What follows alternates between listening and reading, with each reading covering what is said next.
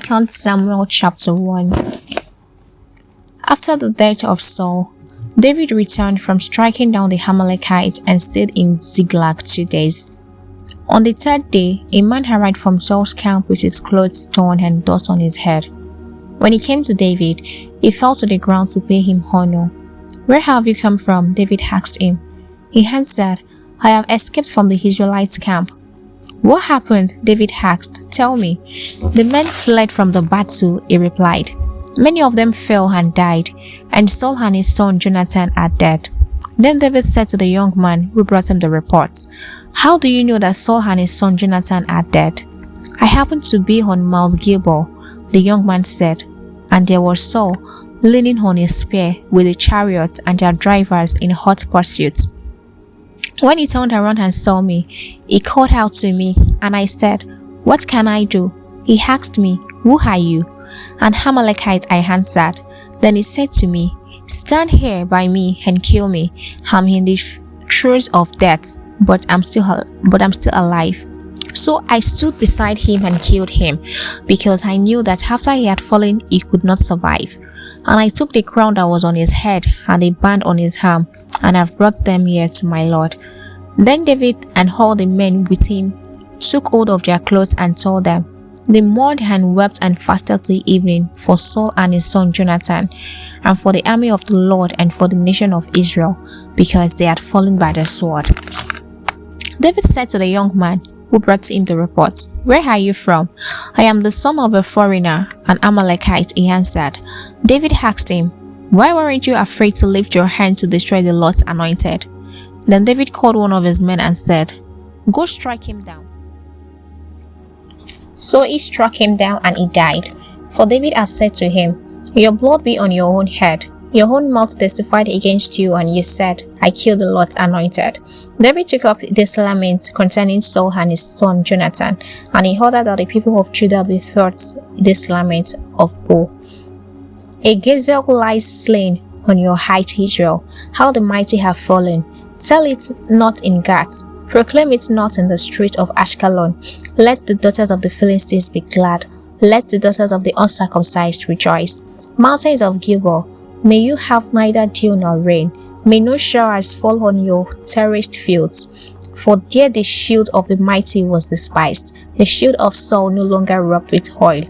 From the blood of the slain, from the flesh of the mighty, the bow of Jonathan did not turn back. The sword of Saul did not return unsatisfied. Saul and Jonathan, in life they were loved and admired, and in death they were not parted. They were swifter than eagles. They were stronger than lions. Daughters of Israel, weep for Saul, who clothed you in scarlet and finery, who adorned your garments with ornaments of gold. How the mighty have fallen in battle. Jonathan lies slain on your heights. I grieve for you, Jonathan, my brother. You were very dear to me. Your love for me was wonderful, more wonderful than that of women. How the mighty have fallen. The weapons of war have perished. 2 Samuel chapter 2. In the course of time, David inquired of the Lord, "Shall I go up to one of the towns of Judah?" he asked. The Lord said, "Go up." David asked, "Where shall I go?" "To Hebron," the Lord answered. So David went up there with his 2 wives, Ahinoam of Jezreel, and Abigail, the widow of Nabal of Carmel. David also took the men who were with him, each with his family, and they settled in Hebron and its towns.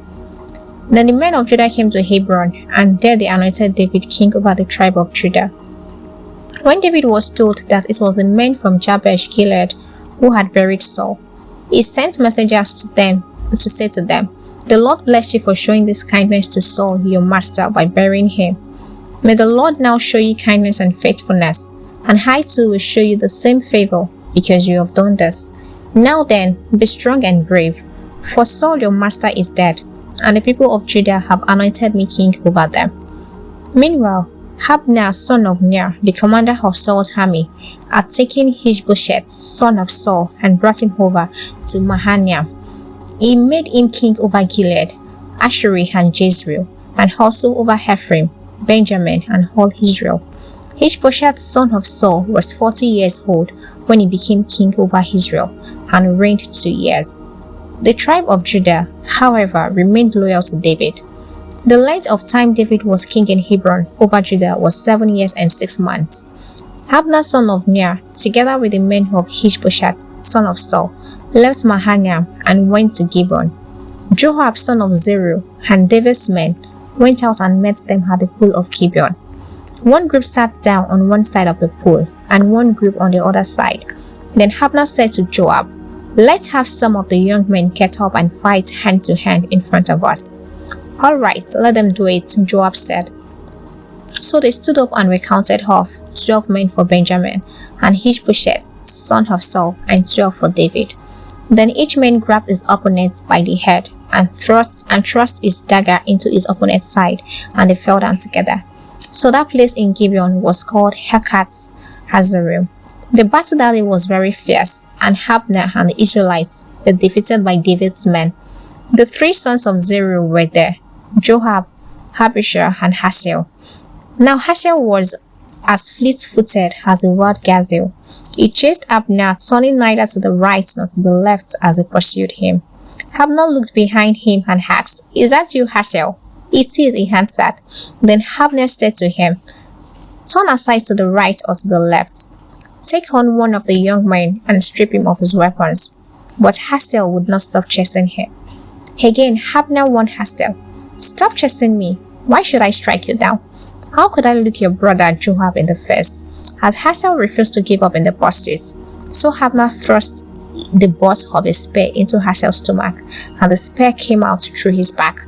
He fell down and died on the spot. And every man stopped when he came to the place where Hasael had fallen and died.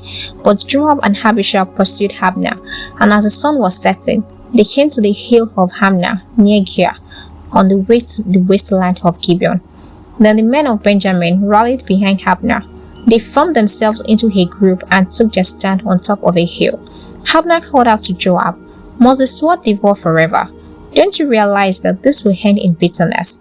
How long before you order your men to stop pursuing their fellow Israelites?" Joab answered, "As surely as God lives, if you had not spoken, the men would have continued pursuing them until morning." So Joab blew the trumpet, and all the troops came to a halt. They no longer pursued Israel, nor did they fight anymore.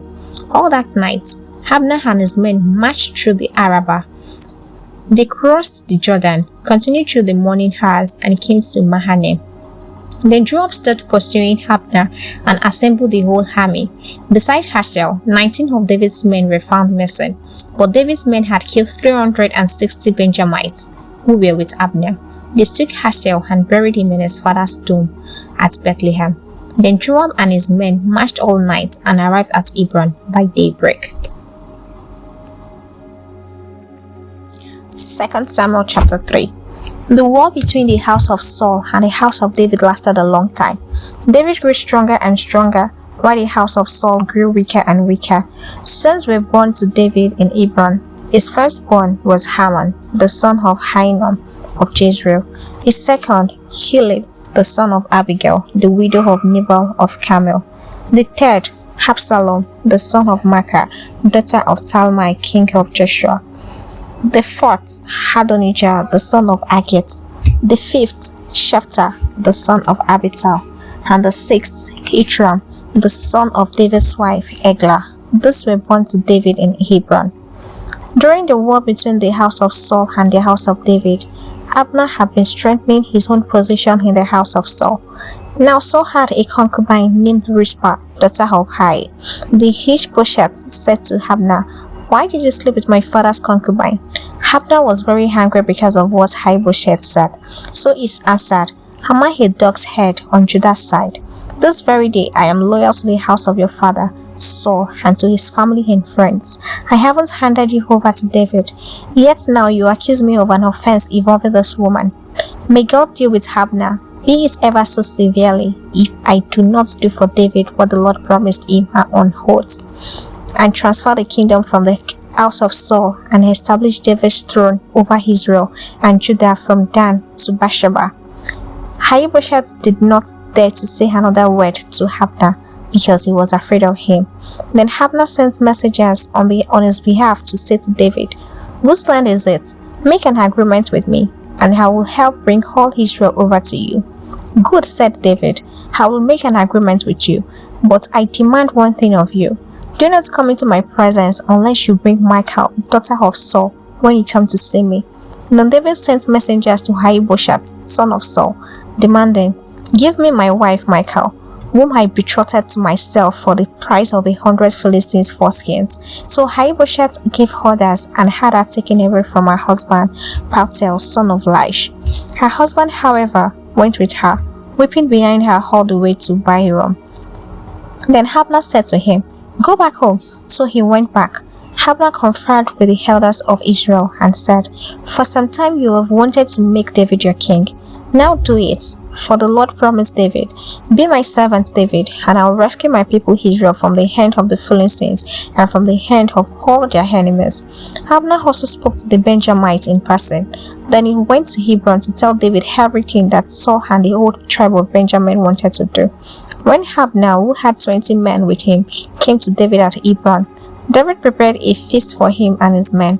Then Abner said to David, "Let me go at once and assemble all Israel for my lord the king, so that they may make a covenant with you, and that you may rule over all that your heart desires." So David sent Abner away, and he went in peace. Just then, David's men and Joab returned from a raid and brought with them a great deal of plunder. But Abner was no longer with David in Hebron, because David had sent him away and he had gone in peace. When Joab and all the soldiers with him arrived, he was told that Abner, son of Ner, had come to the king, and that the king had sent him away, and that he had gone in peace. So Joab went to the king and said, "What have you done? Look, Abner came to you. Why did you let him go? Now he is gone. You know Abner, son of Ner. He came to deceive you and observe your movements and find out everything you are doing." Joab then left David and sent messengers after Abner, and they brought him back from the cistern at Serah. But David did not know it. Now when Abner returned to Hebron, Joab took him aside into an inner chamber, as if to speak with him privately, and there, to avenge the blood of his brother Asahel, Joab stabbed him in the stomach, and he died. Later, when David heard about this, he said, "I and my kingdom are forever innocent before the Lord concerning the blood of Abner, son of Ner. May his blood fall on the head of Joab and his whole family. May Joab's family never be without someone who has a running sore or leprosy, or who leans on a scourge, or who falls by the sword, or who lacks food." Joab and his brother Abishai murdered Abner because he had killed their brother Asahel in the battle at Gibeon. Then David said to Joab and all the people with him, "Tear your clothes and put on sackcloth, and walk in mourning in front of Abner." King David himself walked behind the bier. They buried Abner in Hebron, and the king wept aloud at Abner's tomb. All the people wept also. The king sang this lament for Abner: "Should Abner have died as the lawless die? Your hands were not bound, your feet were not fettered. You fell as once fall before the wicked." And all the people wept over him again. Then they all came and urged David to eat something while it was still day. But David took an oath, saying, "May God deal with me, be it ever so severely, if I taste bread or anything else before the sun sets." All the people took note and were pleased indeed. Everything the king did pleased them. So on that day, all the people there and all Israel knew that the king had no part in the murder of Abner, son of Ner. Then the king said to his men, "Do you not realize that a commander and a great man has fallen in Israel this day? And today, though I am the anointed king, I am weak, and these sons of Zeruiah are too strong for me. May the Lord repay the evildoer according to his evil deeds." Samuel chapter 4. When Ahishbosheth, son of Saul, heard that Abner had died in Hebron, he lost courage, and all Israel became alarmed. Now Saul's son had 2 men who were leaders of raiding bands. One was named Banner, and the other Rechab. They were sons of Rimmon, the Beerothite, from the tribe of Benjamin. Beeroth is considered part of Benjamin, because the people of Beeroth fled to Gittim, and have resided there as foreigners to this day. Jonathan, son of Saul, had a son who was lame in both feet. He was 5 years old when the news about Saul and Jonathan came from Jezreel. His nurse picked him up and fled, But as she hurried to leave, he fell and became disabled. His name was Mephibosheth. Now Rechab and Baanah, the son of Rimmon the Bethlehemite, set out for the house of Ishbosheth, and they arrived there in the heat of the day while he was taking his noonday rest. They went into the inner part of the house as if to get some wheat, and they stabbed him in the stomach. Then Rechab and his brother Baanah slipped away. They had gone into the house while he was lying on the bed in his bedroom. After they stabbed and killed him, they cut off his head.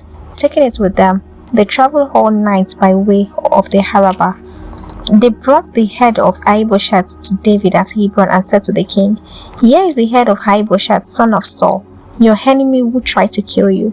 This day the Lord has avenged my lord the king against Saul and his offspring." David answered Rechab and his brother Baanah, the sons of Rimmon the Bethlehemite, "As surely as the Lord lives, who has delivered me out of every trouble, when someone told me Saul is dead, and thought it was bringing good news, I seized him and put him to death in Ziklag. That was the reward I gave him for his news. How much more when wicked men have killed an innocent man in his own house and on his own bed? Should I not now demand his blood from your hand and rid the heart of you?" So David gave an order to his men, and they killed them. They cut off their hands and feet and hung the bodies by the pool in Hebron. But they took the head of Ishbosheth and buried it in Abner's tomb at Hebron. This is the soothing word of God. If you enjoyed today's reading, please like, subscribe, comment what you think, and share with your friends. I would like to see you tomorrow. The Bible continues tomorrow. Same time, same venue. God bless you.